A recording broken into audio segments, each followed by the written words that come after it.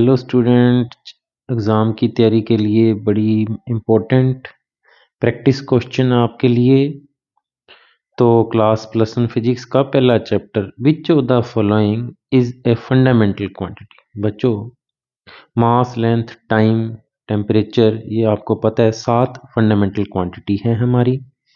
तो इनमें से हमारे पास जो हमारी 7 में से लेंथ फंडामेंटल है, वेलोसिटी भी LT-1 होता है, तो फोर्स भी मास लेंथ टाइम पे डिपेंड करता है, तो सिर्फ लेंथ हमारी फंडामेंटल क्वांटिटी है।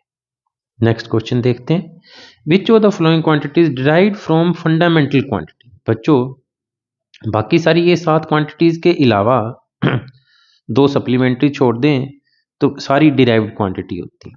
मास, टाइम और टेम्परेचर मैंने पहले भी जिक्र किया कि ये हमारी फंडामेंटल क्वांटिटीज की लिस्ट में है। तो इसमें ऑप्शन डी एक्सेलरेशन हमारी डिराइव्ड क्वांटिटी है और उसकी डायमेंशन आपको पता है LT-2 होती है। तो अच्छा क्वेश्चन है। The unit of work is derived from which fundamental quantity. बच्चों, इसके लिए हमें वर्क की डायमेंशन लिख लेनी चाहिए, ताकि हमें डायमेंशन लिखते ही पता लग जाएगा कि ये कौन कौन सी फंडामेंटल क्वांटिटी से डिराइव किया जा सकता है। तो हमें पता है कि जो वर्क की डायमेंशन होती है MLT-2 होती है। स्क्वायर ब्रैकेट में जरूर लिखें,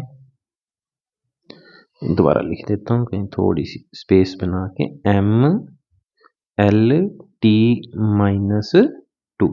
तो यानी कि वर्क जो है मास, लेंथ और टाइम तीनों पे डिपेंड करता है। तो ऑप्शन सी हमारा करेक्ट आंसर बनेगा। आइए डी ऑप्शन भी दिखा देता हूँ आपको, थोड़ा इसको छोटा करके। पावर एंड टाइम, हालांकि पावर एंड टाइम से हम डिराइव तो कर सकते थे, परंतु उसने क्वेश्चन ध्यान से देखना है हमको कि फंडामेंटल क्वांटिटी से डिराइव किया जा सके। तो ऑप्शन सी बिल्कुल सूट बैठेगा बच्चों।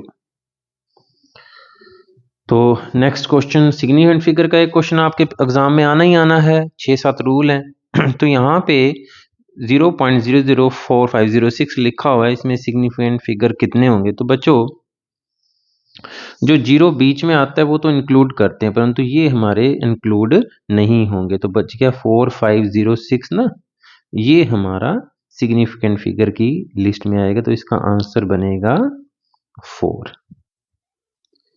इसका आंसर है ऑप्शन ए, 4 सिग्निफिकेंट फिगर। इनमें से किसके 3 सिग्निफिकेंट फिगर हैं।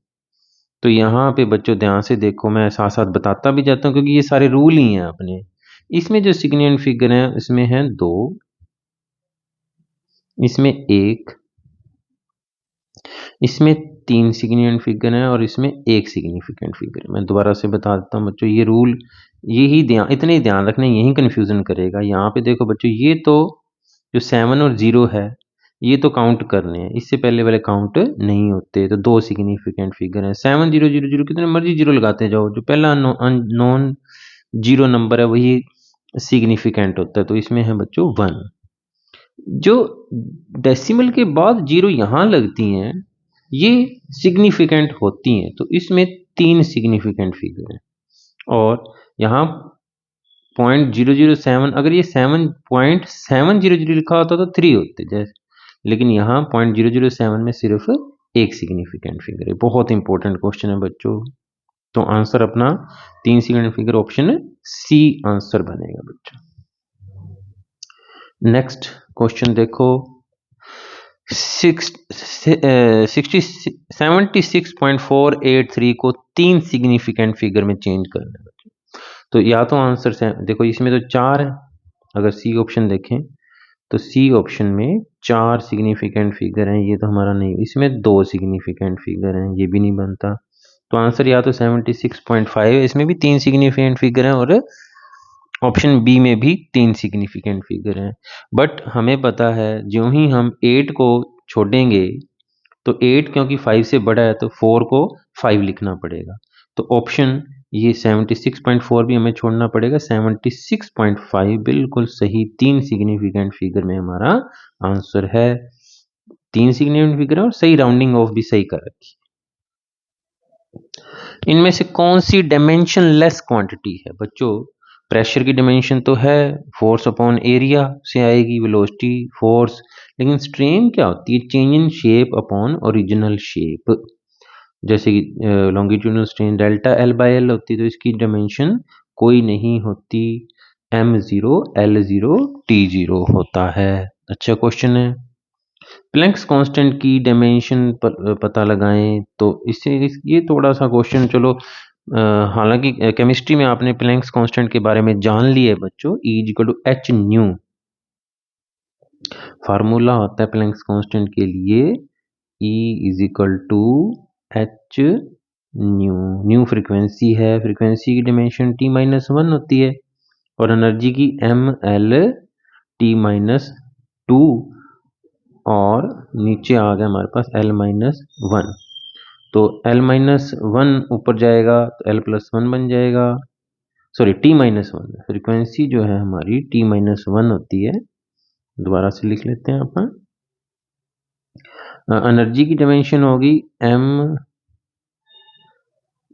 ml-t-2 और फ्रीक्वेंसी की t-1, तो जब ये t-1 ऊपर जाएगा प्लस का 1 बन जाएगा, तो प्लैंक्स कांस्टेंट की डायमेंशन बन जाएगी ml-t-1।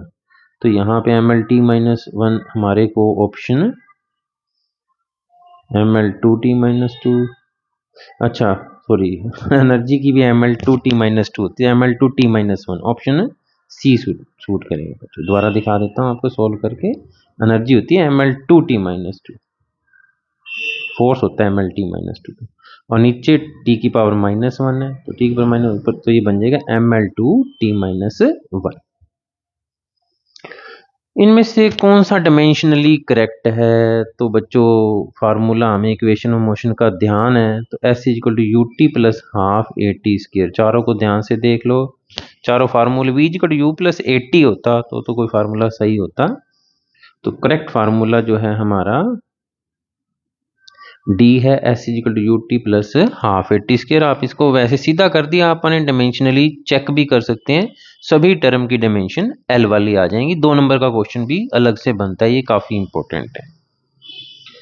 इसके बाद जो है, if velocity v time t and acceleration a are fundamental quantities हैं, डायमेंशन ऑफ डिस्टेंस क्या होगी। तो इसमें बच्चों ये जो की है नीचे, उसमें तो सिर्फ ऑप्शन सी दे रखा है आंसर सही, बट मेरे हिसाब से ऑप्शन ए भी ठीक है, क्योंकि LT-1 इंटू टी भी L बनता है, और एक्सेलरेशन की डायमेंशन क्या होती है, LT-2, और t की पावर 2 से मल्टीप्लाई करोगे तो t की पावर -2 से t की पावर 2 कट जाएगा, अकेला L बच जाएगा। तो ऑप्शन सी भी ठीक है, और ऑप्शन ए भी ठीक है बच्चों।